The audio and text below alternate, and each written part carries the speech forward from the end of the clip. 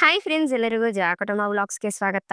ಆಸೆ ಸೀರಿಯಲ್‌ನಲ್ಲಿ ಮುಂದಿನ ಸಂಚಿಕೆಯಲ್ಲಿ ಏನೆಲ್ಲ ಆಗತ್ತೆ ಅಂತ ಪೂರ್ತಿಯಾಗಿ ನೋಡ್ಕೊಂಡ್ ಬರೋಣ ಬನ್ನಿ. ಸಂಚಿಕೆಯ ಶುರುವಿನಲ್ಲಿ ಶಾಂತಿ ತುಂಬಾನೇ ಬೇಜಾರ್ ಮಾಡ್ಕೊಂಡು ಯೋಚನೆ ಮಾಡ್ಬೇಕಾದ್ರೆ ಕುಸುಮ ಅವರು ಶಾಂತಿಗೋಸ್ಕರ ಅಂತ ರೂಮಲ್ಲಿ ಸೊಳ್ಳೆ ಪರ್ದೆನ ಹಾಕಿ ಸರಿ ಮಾಡ್ತಿರ್ತಾರೆ. ಇದನ್ನ ಶಾಂತಿ ನೋಡ್ತಾಳೆ. ಬೀಗ್ರೆ, ನೀವ್ ಮಲ್ಕೊಳ್ಳೋದಕ್ಕೆ ಎಲ್ಲಾ ರೀತಿ ರೆಡಿ ಮಾಡಿದೀನಿ ಅಂತ ಕುಸುಮ ಅವರು ಹೇಳ್ಬೇಕಾದ್ರೆ, ಏನು ಎಲ್ಲ ಹೊಸದಾಗೆ ಇದೆ ಅಂತ ಶಾಂತಿ ಕೇಳ್ಬೇಕಾದ್ರೆ, ಹೌದು ಬೀಗ್ರೆ, ನಿಮ್ಗೆ ಕೆಳಗಡೆ ಮಲ್ಕೊಂಡ್ರೆ ಮೈಕೈ ನೋವು ಬರುತ್ತೆ. ಅದು ಬೇರೆ ನಿಮ್ಗೆ ಅಭ್ಯಾಸ ಇಲ್ಲ. ಅದು ಅಲ್ದೆ ಇಲ್ಲಿ ಸೊಳ್ಳೆಗಳು ಬೇರೆ ಜಾಸ್ತಿ ಇದಾವೆ. ಅದಕ್ಕೆ ಮಂಜ ನಿಮ್ಗೋಸ್ಕರ ಅಂತ ಹಾಸಿಗೆ ಮತ್ತೆ ಸೊಳ್ಳೆ ಪರ್ದೆನೆಲ್ಲ ತಗೊಂಡ್ ಬಂದ ಅಂತ ಕುಸುಮ ಅವ್ರು ಹೇಳ್ತಿರ್ತಾರೆ. ಆಗ ಶಾಂತಿ ಅದನ್ನೆಲ್ಲ ನಿಂತ್ಕೊಂಡು ನೋಡ್ಬೇಕಾದ್ರೆ ಅಷ್ಟ್ರಲ್ಲಿ ಸೂರ್ಯ ಮೀನಾ ಇಬ್ರು ಮನೆಗ್ ಬರ್ತಾರೆ. ಈ ತರ ಸೊಳ್ಳೆ ಪರ್ದೆ ತಂದ್ ಹಾಕೋದಕ್ಕಿಂತ ಒಂದ್ ಎಸಿ ತಂದ್ ಹಾಕೋದಿತ್ತಲ್ಲ ಅಂತ ಶಾಂತಿ ಹೇಳ್ಬೇಕಾದ್ರೆ ಇದನ್ನ ಕೇಳಿ ಕುಸುಮ ಅವ್ರಿಗೆ ಬೇಜಾರಾಗತ್ತೆ. ಏ ಶಾಂತಿ, ನಿನ್ ಮಗ ಶೋರೂಮ್ ಇಟ್ಕೊಂಡಿದಾನಲ್ಲೇ, ಅವನ ಹತ್ರನೇ ಹೇಳಿ ಒಂದ್ ಎಸಿ ತರ್ಸಿ ಹಾಕ್ಬೋದಿತ್ತಲ್ಲ ಅಂತ ರಂಗನಾಥ್ ಅವ್ರು ಕೇಳ್ಬೇಕಾದ್ರೆ, ಆ ನಾನೇ ಯಾವಾಗ ಇಲ್ಲಿಂದ ಹೋಗೋಣ ಅಂತ ಅನ್ಕೊಂಡಿದೀನಿ. ಸ್ವಲ್ಪ ದಿವಸ ತಾನೆ, ಅದಕ್ಕೆ ಯಾಕೆ ಸುಮ್ನೆ ಎಸಿ, ಅದು ಓಸಿಲ್ ತಂದ್ ಕೊಡ್ಬೇಕಾ ಅಂತ ಶಾಂತಿ ಹೇಳ್ತಿರ್ತಾಳೆ. ಇದರಿಂದ ಮೀನಾ ಸೂರಿಂಗು ಬೇಜಾರಾಗ್ತಿರತ್ತೆ. ಅಕಸ್ಮಾತ್ ಓಸಿಲಿ ಎಸಿ ತಗೊಂಡ್ ಬಂದ್ ಹಾಕಿದ್ರು ಅದರಿಂದ ಬರೋ ಕರೆಂಟ್ ಬಿಲ್ನ ಇವರಿಂದ ಕಟ್ಟಕ್ ಆಗತ್ತಾ ಅಂತ ಶಾಂತಿ ತುಂಬಾ ಉಡಾಫೆಯಾಗಿ ಮಾತಾಡ್ತಾಳೆ. ಅಷ್ಟ್ರಲ್ಲಿ ಮಂಜ ಶಾಂತಿಗೋಸ್ಕರ ಅಂತ ಏರ್ ಕೂಲರ್ ನ ತಗೊಂಡ್ ಬಂದಿರ್ತಾನೆ. ಅದನ್ನ ತಗೊಂಡ್ ಬಂದು ತೋರಿಸ್ತಾನೆ. ಅತ್ತೆ, ಇದ್ ನಿಮ್ಗೋಸ್ಕರ ಅಂತಾನೆ ತಂದಿರೋದು. ಇದಕ್ಕೆ ನೀರೆಲ್ಲ ಹಾಕಿದೀನಿ, ಇವಾಗ ನೀವು ಆರಾಮಾಗಿ ಮಲ್ಕೋಬಹುದು ಅಂತ ಮಂಜ ಹೇಳ್ತಿರ್ತಾನೆ. ಇದನ್ನ ನೋಡಿ ಸೂರ್ಯ ಮೀನಿಗೂ ಖುಷಿ ಆಗತ್ತೆ. ಲೋ ಮಂಜ, ಏನೋ ಮನೇನೆ ಒಳ್ಳೆ 5 ಸ್ಟಾರ್ ಹೋಟೆಲ್ ತರ ಚೇಂಜ್ ಮಾಡ್ಬಿಟ್ಟಿದ್ಯಾ ಅಂತ ಸೂರ್ಯ ಹೇಳ್ತಿರ್ತಾನೆ. ಏನೋ ಇವನ್ ದೊಡ್ಡದಾಗಿ 5 ಸ್ಟಾರ್ ಹೋಟ್ಲಿಗೆ ಹೋಗ್ ಬಂದಿರೋರ್ ತಾನೇನೆ ಹೇಳ್ತಾನೆ ಅಂತ ಶಾಂತಿ ಕಿಂಡಲ್ ಆಗಿ ಮಾತಾಡ್ತಿರ್ತಾಳೆ. ಏಕೆ, ನೀನ್ ಯಾವತ್ತಾದ್ರೂ ಹೋಗಿದ್ಯಾ ಶಾಂತಿ ಅಂತ ರಂಗನಾಥ್ ಅವ್ರು ಕೇಳ್ಬೇಕಾದ್ರೆ, ಹೋಗ್ಲಿ ಬಿಡು ಅಪ್ಪಯ್ಯ, ಸುಮ್ನೆ ಯಾಕ್ ಮಾತು ಅಂತ ಸೂರ್ಯ ಹೇಳ್ತಾನೆ. ಏನ್ ಮಾಡೋದು, ಎಲ್ಲ ನನ್ ಕರ್ಮ, ಎಲ್ಲ ನನ್ ಹಣೆ ಬರ ಅಂತ ಶಾಂತಿ ಹೇಳ್ಬೇಕಾದ್ರೆ, ಆ ಆ ಹಣೆ ಬರನ ನೀವೇ ಅಲ್ವಾ ಸಕ್ಕರೆ ಬರ್ಕೊಂಡಿರೋದು ಅಂತ ಸೂರ್ಯ ಹೇಳ್ತಾನೆ. ನಾನೇನ ಮಾಡ್ದೆ ಅಂತ ಶಾಂತಿ ಕೇಳ್ಬೇಕಾದ್ರೆ, ಹೌದು ಸಕ್ರೆ, ನೀವ್ ಮಾಡಿರೋ ಫ್ರೆಂಡ್ಶಿಪ್ ಇಂದಾನೆ ನಿಮ್ಗೆ ಇವತ್ತು ಇಂಥ ಪರಿಸ್ಥಿತಿ ಬಂದಿರೋದು ಅಂತ ಸೂರ್ಯ ಹೇಳ್ತಾನೆ. ಏನ್ರಿ ಇವನು ಏನಂತ ಹೇಳ್ತಾ ಇದ್ದಾನೆ ನೋಡಿ ಅಂತ ಶಾಂತಿ ಹೇಳ್ಬೇಕಾದ್ರೆ, ನಾವ್ ಹೇಳೋದು ಎಲ್ಲ ಸತ್ಯನೇಯ. ಇದಾಳಲ್ಲ ನಿಮ್ ಫ್ರೆಂಡು ಅಂತ ಆ ವಿಶಾಲು, ಅವಳೇನೆ ಅಂತ ಸೂರ್ಯ ಹೇಳ್ತಾನೆ. ಯಾಕಳಿ ಅಂದ್ರೆ ಅವಳೇನಾದ್ರೂ ಬೇರೆ ಏನಾದ್ರೂ ಮಾಡದ್ಲಾ ಅಂತ ಕುಸುಮ ಅವರು ಕೇಳ್ತಾರೆ. ಈಗ ಮಾಡೋದಿಕ್ಕೆ ಏನು ಇಲ್ಲ ಅತ್ತೆ, ಏನೇನ್ ಮಾಡ್ಬೇಕು ಅದನ್ನೆಲ್ಲ ಮುಂಚೆನೆ ಮಾಡ್ಬಿಟ್ಟಿದಾಳವಳು ಅಂತ ಸೂರ್ಯ ಹೇಳ್ಬೇಕಾದ್ರೆ, ಏನಪ್ಪಾ ಹೇಳ್ತಿದ್ಯಾ, ಸರಿಯಾಗಿ ಅರ್ಥ ಆಗೋ ರೀತಿ ಹೇಳು ಅಂತ ರಂಗನಾಥ್ ಅವರು ಕೇಳ್ತಾರೆ. ಮಾವ, ನಾವು ಆ ಫೈನಾನ್ಷಿಯರ್ ನ ಮೀಟ್ ಮಾಡಕ್ ಹೋಗಿದ್ವಿ. ಅಲ್ಲಿ ಹೋದ್ಮೇಲೆ ಗೊತ್ತಾಗಿದ್ದು ಆ ವಿಶಾಲಾಕ್ಷಿ ಅತ್ತೆಗೆ ಎಷ್ಟು ದೊಡ್ಡ ದ್ರೋಹ ಮಾಡಿದಾಳೆ ಅನ್ನೋದು ಗೊತ್ತಾಯ್ತು ಅಂತ ಮೀನಾ ಹೇಳ್ತಿದ್ದಂಗೆ ಅದನ್ನ ಕೇಳಿ ಶಾಂತಿಗೆ ಶಾಕ್ ಆಗತ್ತೆ. ಅಪ್ಪಯ್ಯ, ನಾ ಹೇಳಿದ್ನಲ್ಲಪ್ಪಯ್ಯ, ಇನ್ಕಮ್ ಟ್ಯಾಕ್ಸ್ ಆಫೀಸರ್ ಒಬ್ರು ನಮ್ ಕ್ಲಾಸ್ಮೇಟ್ ಆಗಿದ್ದಾರೆ ಅಂತ, ಅವ್ರನ್ನ ಜೊತೆ ಕರ್ಕೊಂಡೋಗಿ ಆ ಫೈನಾನ್ಷಿಯರ್ ನ ಹೆದರ್ಸಿದ್ವಿ. ಆಗ ಅವ್ನ್ ಎಲ್ಲ ಸತ್ಯನು ಬಾಯ್ಬಿಟ್ಟ ಅಪ್ಪಯ್ಯ. ಅದೇನು ಗೊತ್ತಾ ಅಂತ ಹೇಳ್ತಾ ಸೂರ್ಯ ಅಲ್ಲಿ ನಡೆದಿದ್ ವಿಷಯನೆಲ್ಲ ಹೇಳ್ತಾನೆ. ಹಾಗೆ ವಿಶಾಲು ತನ್ನ ದುಡ್ಡನ್ನ ಆ ಫೈನಾನ್ಸರ್ ಹತ್ರನೇ ಕೊಟ್ಟು ಅದನ್ನ ಶಾಂತಿಗೆ ಕೊಡೋ ರೀತಿ ಮಾಡಿದ್ಲು ಅನ್ನೋದು ಸೂರ್ಯ ಹೇಳ್ತಿದ್ದಂಗೆ ಅದನ್ನ ಕೇಳಿ ಶಾಂತಿಗೆ ಸಿಕ್ಕಾಪಟ್ಟೆ ಶಾಕ್ ಆಗತ್ತೆ. ಏನು, ಆ 48 ಲಕ್ಷನು ವಿಶಾಲುದೇನಾ ಅಂತ ಶಾಂತಿ ಶಾಕ್ ಅಲ್ಲಿ ಕೇಳ್ಬೇಕಾದ್ರೆ, ಹೌದು ಅತ್ತೆ ಅಂತ ಮೀನಾ ಹೇಳ್ಬೇಕಾದ್ರೆ ರಂಗನಾಥ್ ಅವರು ಶಾಂತಿ ಮುಖನೇ ನೋಡ್ತಿರ್ತಾರೆ. ಅತ್ತೆ, ನೀವು ಪ್ರತಿ ಸಲಿ ಸಾಲ ಅಂತ ತಗೊಳಕ್ ಹೋದಾಗ ಆ ದುಡ್ಡನ್ನ ಕೊಟ್ಟಿರೋದು ಆ ವಿಶಾಲಾಕ್ಷಿನೇ ಅಂತ ಮೀನಾ ಹೇಳ್ತಾಳೆ. ಆ ಫೈನಾನ್ಷಿಯರ್ ಎಲ್ಲ ವಿಷಯನ ಕಕ್ಬಿಟ್ಟ. ಈಗ ನಮ್ಮ ಮನೆ ಪತ್ರನೂ ಸಹ ಆ ವಿಶಾಲ ಕೈಯಲ್ಲೇ ಇದೆ. ಅವನನ್ನ ಮುಂದಕ್ ಬಿಟ್ಟು ಹಿಂದೆಯಿಂದ ಈ ಅಮ್ಮ ಆಟ ಆಡಿದಾಳೆ ಅಂತ ಸೂರ್ಯ ಹೇಳ್ತಾನೆ. ಹಾಗಿದ್ರೆ ಆ ನೋಟಿಸ್ ಕಳಿಸಿ ನಮ್ಮನ್ನ ಮನೆಯಿಂದ ಆಚೆಗೆ ಹಾಕಿದ್ರಲ್ಲಪ್ಪ, ಅದು ಅಂತ ರಂಗನಾಥ್ ಅವ್ರು ಕೇಳ್ಬೇಕಾದ್ರೆ, ಇದಕ್ಕೆಲ್ಲ ಕಾರಣ ಆ ವಿಶಾಲಾಕ್ಷಿ ಕಣಪ್ಪಯ್ಯ. ನೋಡ್ದ ಸಕ್ರೆ, ನಿನ್ ಫ್ರೆಂಡ್ ನಿನ್ಗೆ ಹೆಂಗೆ ಬೆನ್ನು ಚೂರಿ ಹಾಕ್ಬಿಟ್ಲು ಅಂತ ಸೂರ್ಯ ಹೇಳ್ಬೇಕಾದ್ರೆ, ಆ ವಿಷಾಲನ ಹೋಗಿ ಮಾತಾಡ್ಸಿದ್ವಿ. ಕೊನೆಗೆ ಆ ಪತ್ರ ನನ್ನ ಹತ್ರನೇ ಇದೆ ಅಂತ ಅವಳೇ ಬಾಯಾರೆ ಒಪ್ಕೊಂಡ್ಲು ಅಂತ ಮೀನಾ ಹೇಳ್ತಾಳೆ. ಅಯ್ಯೋ ದೇವ್ರೆ, ಏನ್ ಮೀನಾ ಈ ತರ ದ್ರೋಹದ ಕೆಲ್ಸ ಮಾಡಿದಾಳಲ್ಲ. ಬೀಗ್ರ ಜೊತೆ ಒಳ್ಳೆ ಫ್ರೆಂಡ್ ಆಗಿ ಇದ್ಕೊಂಡು ನಾಟಕ ಮಾಡ್ತಾ ಅವ್ರಿಗೆ ದ್ರೋಹ ಮಾಡೋದಿಕ್ಕೆ ಅದ್ ಹೇಗ್ ಮನ್ಸ್ ಬಂತು ಅಂತ ಕುಸುಮ ಅವ್ರು ಕೇಳ್ತಿರ್ತಾರೆ. ಅಯ್ಯೋ ಅತ್ತೆ, ಸಕ್ರೆ ಜೊತೆ ಆ ಅಮ್ಮ ಫ್ರೆಂಡ್ಶಿಪ್ ಮಾಡಿದ್ದೆ ಅವ್ರಿಗೆ ಮೋಸ ಮಾಡೋದಿಕ್ಕೆ ಅಂತಾನೆ ಅಂತ ಸೂರ್ಯ ಹೇಳ್ಬೇಕಾದ್ರೆ ಅದನ್ನ ಕೇಳಿ ಶಾಂತಿಗೆ ಶಾಕ್ ಆಗತ್ತೆ. ಅವಳತ್ರ ಮನೆ ಬಗ್ಗೆ ಏನಾದ್ರು ಮಾತಾಡ್ದೇನಪ್ಪ ಅಂತ ರಂಗನಾಥ್ ಅವ್ರು ಕೇಳ್ಬೇಕಾದ್ರೆ, ಹ್ಞೂ ಅಪ್ಪಯ್ಯ, ನಾವ್ ಹೇಗಾದ್ರೂ ಮಾಡಿ ಸ್ವಲ್ಪ ಸ್ವಲ್ಪ ದುಡ್ಡನ್ನ ಹೊಂದಿಸಿ ಕೊಡ್ತೀವಿ.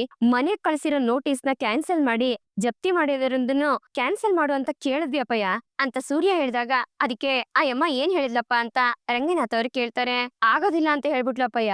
ಅವಳು ಬೇಕಾದ ರೀತಿ ಕಂಡೀಷನ್ ಹಾಕ್ತಾಳೆ.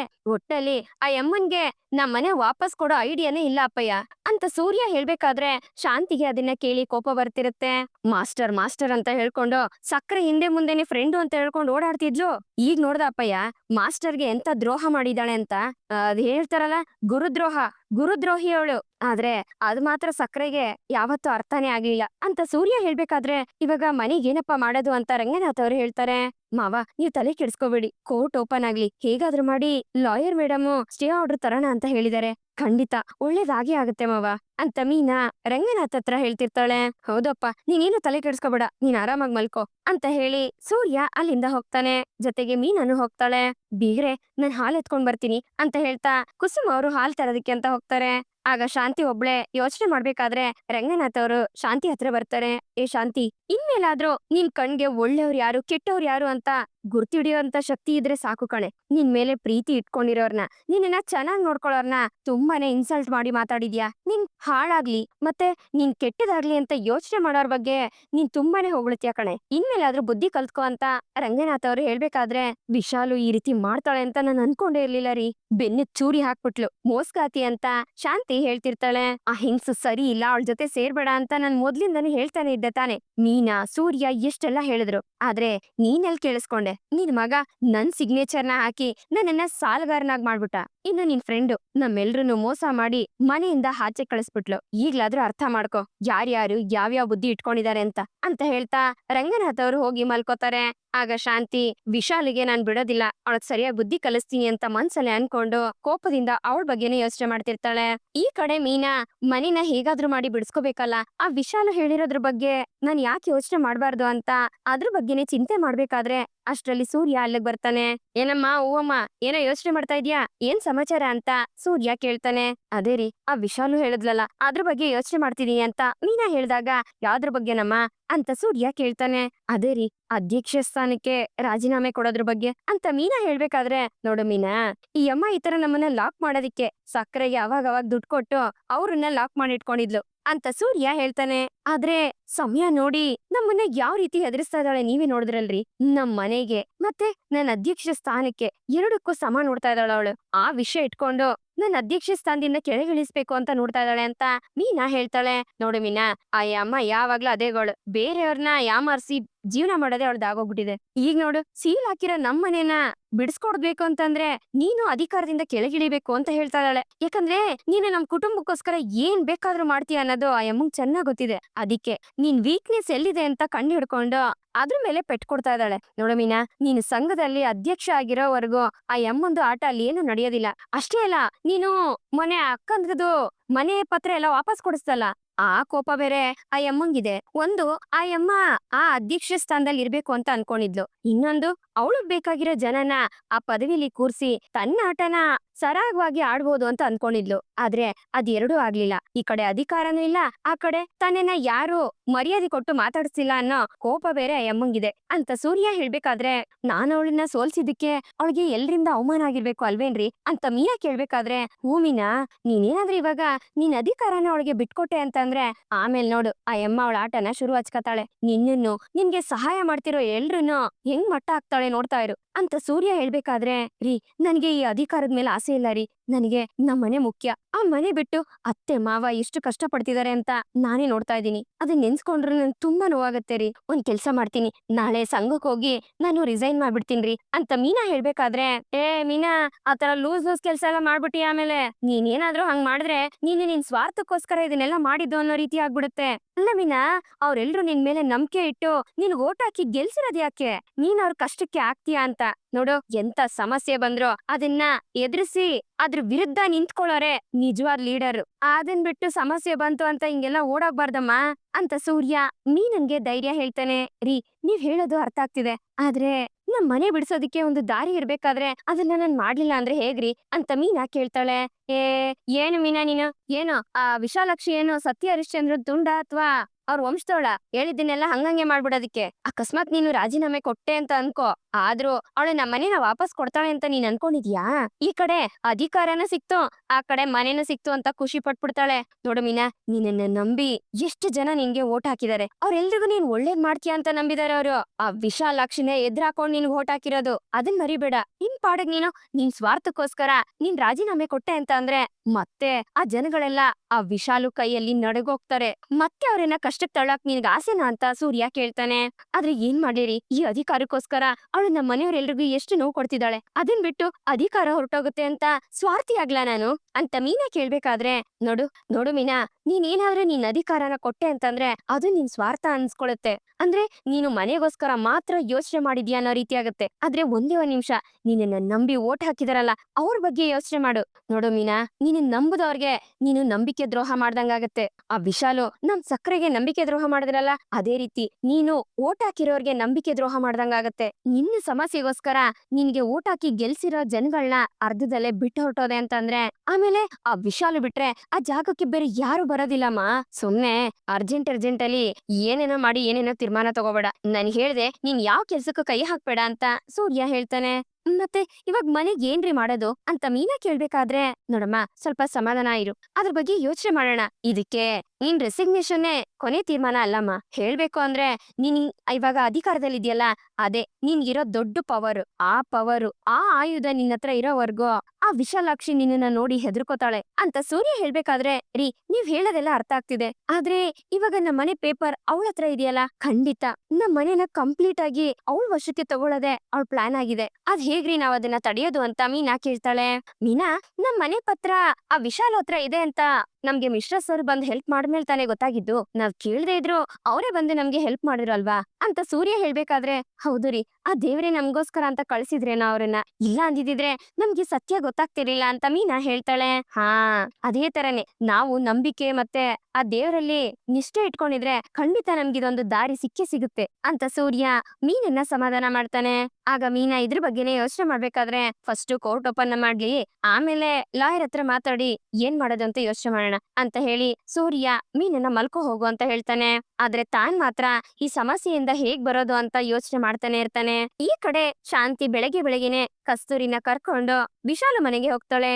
ಏಯ್ ಶಾಂತಿ, ಇಲ್ಲಿ ಯಾಕೆ ನನ್ನನ್ನ ಕರ್ಕೊಂಡ್ ಬಂದೆ ಅಂತ ಕಸ್ತೂರಿ ಅವರು ಕೇಳ್ಬೇಕಾದ್ರೆ, ಏ ಕಸ್ತೂರಿ, ಅವಳ ಜೊತೆ ನಾವು ಎಷ್ಟು ಒಳ್ಳೆ ಫ್ರೆಂಡ್ಸ್ ಆಗಿ ಪಳಗದ್ವಿ, ಆದ್ರೆ ಅವಳು ನಮ್ಗೆ ಈ ರೀತಿ ಮೋಸ ಮಾಡ್ತಾಳೆ ಅಂತ ಅನ್ಕೊಂಡೇ ಇರ್ಲಿಲ್ಲ ಕಣೆ. ಅವಳು ಏನೇನ್ ಮಾಡಿದಾಳೆ ದ್ರೋಹನ ಅದನ್ನೆಲ್ಲ ಅರ್ಥ ಮಾಡ್ಸೋದಕ್ಕೆ ನೀನ್ ಇಲ್ಲಿ ಕರ್ಕೊಂಡ್ ಬಂದಿರೋದು ಅಂತ ಶಾಂತಿ ಹೇಳ್ಬೇಕಾದ್ರೆ, ಏ ಹೋಗೆ, ನನ್ಗೆ ಯಾವಾಗ್ಲೋ ಗೊತ್ತು ಅವಳು ಸರಿ ಇಲ್ಲ ಅಂತ, ಅದ್ ನಿನ್ಗೆ ಇವಾಗ ಅರ್ಥ ಆಗ್ತಿದೆ ಅಷ್ಟೇ ಅಂತ ಕಸ್ತೂರಿ ಅವರು ಹೇಳ್ತಿರ್ತಾರೆ. ಇವತ್ತು ಅವಳಿಗೆ ಏನ್ ಗತಿ ಕಾಣಿಸ್ತೀನಿ ಅಂತ ನೋಡ್ತಾ ಇರು ಅಂತ ಹೇಳ್ತಾ, ಏ ವಿಶಾಲಾಕ್ಷಿ ಅಂತ ಶಾಂತಿ ಜೋರಾಗಿ ಕೂಗೋದಕ್ಕೆ ಶುರು ಮಾಡ್ತಾಳೆ.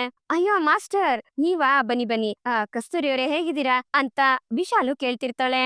ಹಾಗೆ ತಮ್ ಕೆಲ್ಸದವ್ರಿಗೆ ಹೇಳಿ ಟೀ ತಗೊಂಡ್ ಬರೋದಿಕ್ಕೆ ಅಂತ ಹೇಳ್ಬೇಕಾದ್ರೆ, ಏಯ್ ಸಾಕು ನಿಲ್ಸೆ ನಿನ್ ನಾಟಕನ. ಇಷ್ಟ ದಿವ್ಸ ಫ್ರೆಂಡ್ ಅಂತ ಹೇಳ್ಕೊಂಡು ಸ್ವಲ್ಪ ವಿಷ ಕುಡಿಸ್ತಲ್ಲ, ಅದ್ ಸಾಕಾಗ್ಲಿಲ್ವೇನೆ ನಿನ್ಗೆ ಅಂತ ಶಾಂತಿ ರೇಗಾಡ್ಬೇಕಾದ್ರೆ, ಏನ್ ಮಾಸ್ಟರ್ ಈ ರೀತಿ ಮಾತಾಡ್ತಿದ್ದೀರಾ ಅಂತ ಶಾಂತಿಗೆ ವಿಶಾಲು ಕೇಳ್ತಾಳೆ. ಏ ಛೀ, ನಿಲ್ಸೆ ಸಾಕು, ನಿಂತರ ಮೋಸ್ಗಾತಿನ ನನ್ ಜೀವನದಲ್ಲಿ ನಾನ್ ನೋಡೇ ಇಲ್ಲ ಕಣೆ. ಜೊತೆಲೇ ಇದ್ದು ಒಳ್ಳೆ ಫ್ರೆಂಡ್ ಆಗಿದ್ದು ಬೆನ್ನು ಚೂರಿ ಹಾಕ್ಬಿಟ್ಟಲೆ, ನಾಚಿಕೆ ಆಗಲ್ವೇನಿ ನಿನ್ಗೆ ಅಂತ ಶಾಂತಿ ಬೈತಿರ್ತಾಳೆ. ಮೊದ್ಲಿಂದನೂ ನನಗೆ ನಿನ್ ಮೇಲೆ ಡೌಟ್ ಇತ್ತು, ಏನೋ ಮೀನನ್ ಮೇಲೆ ಸೇಡ್ ತೀರ್ಸ್ಕೊಳ್ಳೋದಿಕ್ಕೆ ಶಾಂತಿ ಜೊತೆ ನೀನು ಫ್ರೆಂಡ್ ಆಗಿದ್ಯಾ ಅಂತ ಅನ್ಕೊಂಡೆ, ಆದ್ರೆ ಇಡೀ ಕುಟುಂಬನೇ ರೋಡಕ್ ತಂದ್ಬಿಟ್ಟಿಯಲ್ಲೇ ಅಂತ ಕಸ್ತೂರಿ ಅವರು ಬೈತಿರ್ತಾರೆ. ಏಯ್, ನಾನ್ ಹೊಟ್ಟೆ ಹೊರ್ಕೊಂಡ್ ಹೇಳ್ತಾ ಇದೀನ್ ಕಣೆ, ನೀನ್ ಚೆನ್ನಾಗಿರೋದಿಲ್ಲ ಕಣೆ, ಹಾಳಾಗೋಗ್ತೀಯ ಅಂತ ಶಾಂತಿ ವಿಶಾಲಿಗೆ ಶಾಪ ಆಗ್ತಿರ್ತಾಳೆ. ಮಾಸ್ಟರ್, ಯಾಕೆ ಈ ರೀತಿ ನನಗ್ ಶಾಪ ಆಗ್ತಿದ್ದೀರಾ, ಅಂತದೇನ್ ಮಾಡ್ದೆ ಅಂತ ವಿಶಾಲು ಕೇಳ್ತಾಳೆ. ಏನಾಯ್ತು, ನೀನ್ ಏನ್ ಮಾಡ್ದೆ ಅಂತ ನಿನಗ್ ಗೊತ್ತಿಲ್ವಾ? ಎಲ್ಲ ಗೊತ್ತಿದ್ದು ಮಾಡಿದ್ಯಲ್ಲೇ. ನನ್ ಮನೆ ಪತ್ರನ ನೀನ್ ತಗೊಂಡು ಆ ಫೈನಾನ್ಷಿಯರ್ ಮೂಲಕ ದುಡ್ಡು ಕೊಟ್ಟಲ್ಲೇ ನನ್ ಮಗ ಜೈಲ್ಗೆ ಹೋಗೋದಕ್ಕೆ ಕಾರಣ ಆಗ್ಬಿಟ್ಟಲ್ಲೇ. ಇದೆಲ್ಲ ನಿನ್ ಪ್ಲಾನೇ ಅಲ್ವೇನೆ? ಈಗೇನು ಗೊತ್ತಿಲ್ದಿರೋಳ್ ತರ ನಾಟಕ ಮಾಡ್ತಿದ್ಯಾ ಅಂತ ಶಾಂತಿ ಕೇಳ್ತಾಳೆ.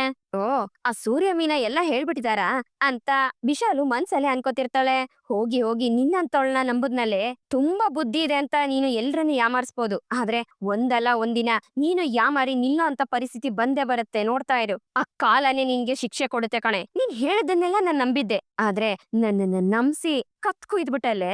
ನಮ್ ಹೊಟ್ಟೆನ ಉರ್ಸಿ ನಮ್ಮನ್ನ ಯಾಮಾರಿಸಿ ನೀನ್ ಹೇಗೆ ಚೆನ್ನಾಗಿರ್ತೀಯಾ ನಾನು ನೋಡೇ ಬಿಡ್ತೀನಿ ಕಣೆ ಅಂತ ಶಾಂತಿ ಹೇಳ್ಬೇಕಾದ್ರೆ, ಸಾಕು ಶಾಂತಿ, ಇದಕ್ಕೂ ಮೇಲೆ ಕಿರ್ಚಾಡ್ಬೇಡ ಅಂತ ವಿಶಾಲು ಶಾಂತಿನ ಏಕವಚನದಲ್ಲಿ ಮಾತಾಡಿಸ್ಬೇಕಾದ್ರೆ ಅದನ್ನ ಕೇಳಿ ಶಾಂತಿ ಮತ್ತೆ ಕಸ್ತೂರಿಗೂ ಶಾಕ್ ಆಗತ್ತೆ. ಹೋಗ್ಲಿ ಪಾಪ, ಮಾಸ್ಟರ್ ಅಂತ ನಾನು ಸ್ವಲ್ಪ ಮರ್ಯಾದೆ ಕೊಟ್ರೆ ಓವರ್ ಆಗಿ ಆಡ್ತಿದ್ಯಾ ಅಂತ ವಿಶಾಲು ಹೇಳ್ಬೇಕಾದ್ರೆ, ನೋಡ್ದೇನೆ ಶಾಂತಿ, ಇದೇ ಕಣೆ ಇವ್ಳ್ ನಿಜವಾದ್ ಮುಖ, ನೀನು ಗೊತ್ತಾಗಿಲ್ಲ ಅಷ್ಟೇನೆ ಅಂತ ಕಸ್ತೂರಿ ಅವರು ಹೇಳ್ತಿರ್ತಾರೆ. ನೀನಿಂತ ಮೋಸ್ಗಾತಿ ಅಂತ ನನ್ ಕನ್ಸಲ್ಲೂ ಅನ್ಕೊಂಡಿರ್ಲಿಲ್ಲ ಕಣೆ ಅಂತ ಶಾಂತಿ ಹೇಳ್ಬೇಕಾದ್ರೆ, ನಾನೇನಂತ ಮೋಸ ಮಾಡಿರೋದು ಅಂತ ವಿಶಾಲು ಕೇಳ್ತಾಳೆ. ಓ, ಹಾಗಾದ್ರೆ ನೀನ್ ಮಾಡಿದ್ದೆಲ್ಲ ಮೋಸ ದ್ರೋಹ ಅಲ್ವಾ? ನಂಬಿಕೆ ದ್ರೋಹಿ ಅಂತ ಶಾಂತಿ ಬೈತಾಳೆ.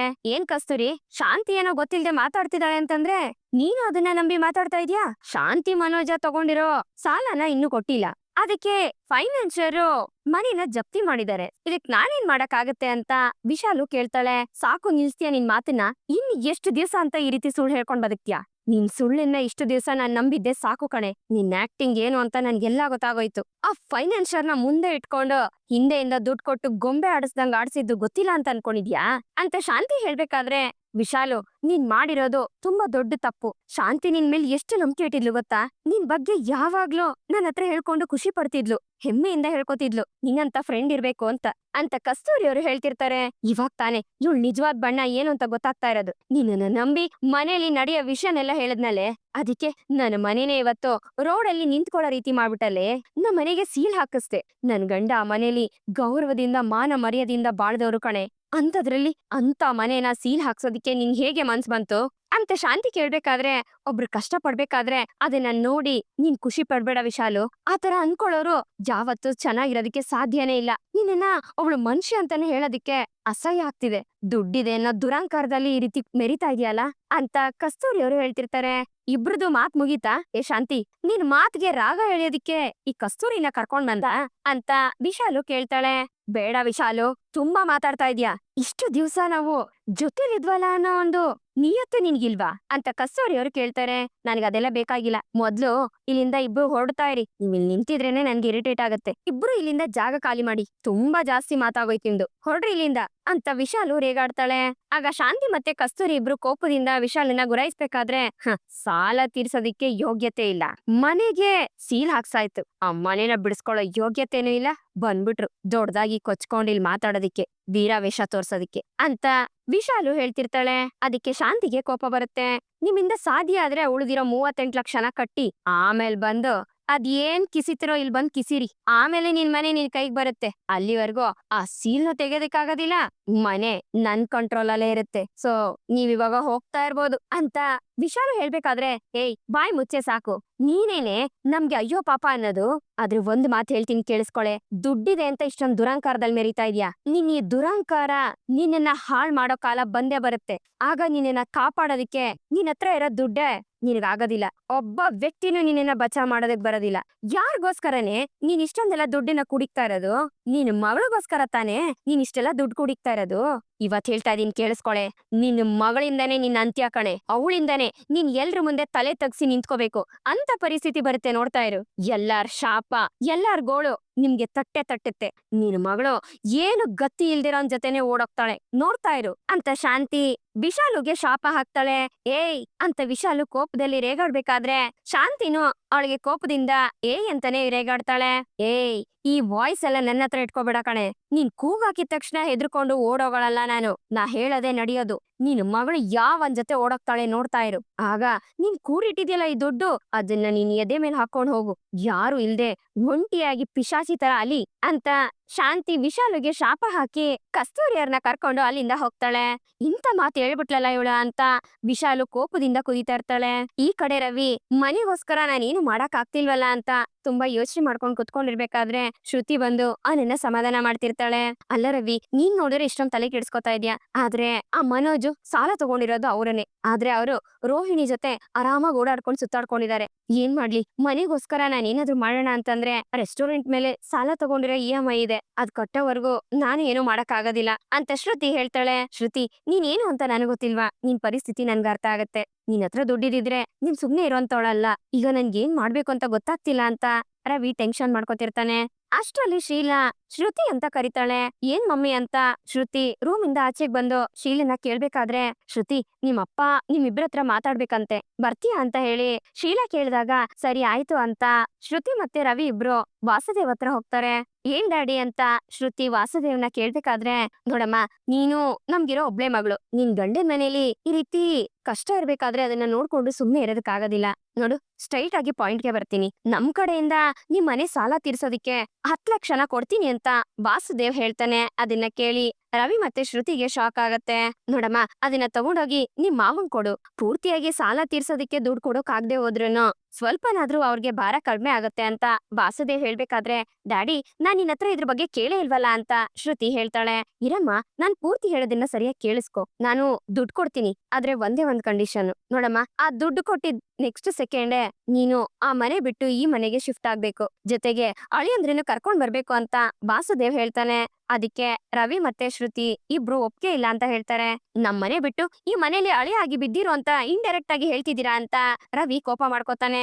ನೋಡಿ ಅಳಿಯಂದ್ರೆ, ಮನೆ ಸೀಲ್ ಹಾಕಕ್ಕೂ ಮುಂಚೆನೆ ನೀವ್ ಇಲ್ಲಿಗ್ ಬಂದ್ಬಿಟ್ರಿ. ಸ್ವಲ್ಪ ಲೇಟ್ ಆಗಿದ್ರು ಇಡೀ ಊರೇ ನೋಡಿ ನಿಮ್ಮನ್ನ ಆಡ್ಕೊಂಡಿರೋದು. ಇನ್ನು ಅಂತ ಮನೇಲಿ ನನ್ ಮಗಳು ನೆಮ್ಮದಿಯಾಗಿರಕ್ಕಾಗತ್ತಾ, ನೀವೇ ಯೋಚನೆ ಮಾಡಿ ಅಂತ ವಾಸುದೇವ್ ಹೇಳ್ಬೇಕಾದ್ರೆ ಅದನ್ನ ಕೇಳಿ ರವಿಗೆ ಕೋಪ ಬರುತ್ತೆ.